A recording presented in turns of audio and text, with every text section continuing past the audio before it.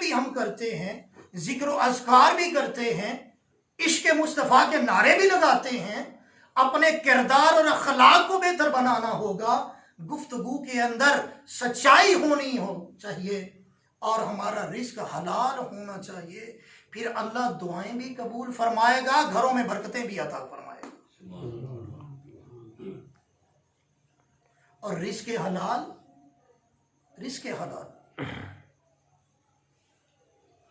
حضرت امام مالک رحمت اللہ علیہ، حضرت امام مالک رضی اللہ تعالی عنہ، آپ کے پاس ایک عورت آ گئی، بوڑھی عورت۔ رزق حلال کی مثالیں کیا ہیں؟ ایک بوڑھی عورت آ گئی، اس نے آ کے عرض کیا حضرت امام مالک رضی اللہ تعالیٰ کی خدمت میں کہ میرے لیے کیا شریعت کی حد ہے، میرے لیے کیا فتویٰ ہے کہ میں چرخہ کاٹتی ہوں اور سوت کاٹ کے پھر میں آگے بازار میں سیل کر کے آتی ہوں اور اپنا جو گھر کا سسٹم ہے وہ چلا رہی ہوں۔ آپ کی خدمت میں اس لیے حاضر ہوئی ہوں کہ جب رات کے وقت ہمارے گھر کے قریب سے قافلے گزرتے ہیں، مختلف جو مسافر ہوتے ہیں، قافلے ہوتے ہیں، تو اس وقت میں اپنی چھت پہ بیٹھ کر چرخہ کاٹتی ہوں، اور جب قافلے ہمارے گھر کے قریب سے گزرتے ہیں تو انہوں نے بڑے بڑے فانوس جلائے ہوتے ہیں، قندیلیں جلائی ہوتی ہیں، تو جب ان کی روشنی آتی ہے تو میرے سوت کاٹنے میں اور رفتار زیادہ ہو جاتی ہے۔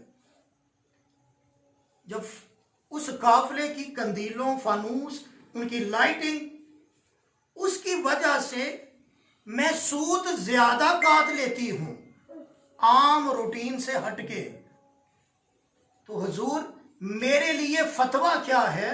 وہ جو کسی اور کی روشنی کی وجہ سے میں سوت زیادہ کاٹ لیتی ہوں، حضور مجھے حکم فرمائیں وہ سوت کاٹنا میرے لیے دوسرے کی روشنی سے فائدہ لے کے حرام ہے یا حلال ہے۔ یہ مثالیں ہیں بزرگان دین کی۔ حضرت امام مالک فرماتے ہیں جب میں نے بڑھیا کی بات کو سنا تو میرے پسینہ آ گیا اور مجھ پہ کپ کپی طاری ہو گئے کہ ایسی عورت اور رزق کمانے میں اتنی احتیاط، کہہ رہی ہے قافلے کی روشنی سے جو میں کماتی ہوں میرے لیے حلال ہے یا حرام ہے۔ کہتے میں پسینہ پسینی ہو گیا۔ میں نے کہا اے عورت، میں آپ سے پوچھ سکتا ہوں کہ آپ ہیں کون؟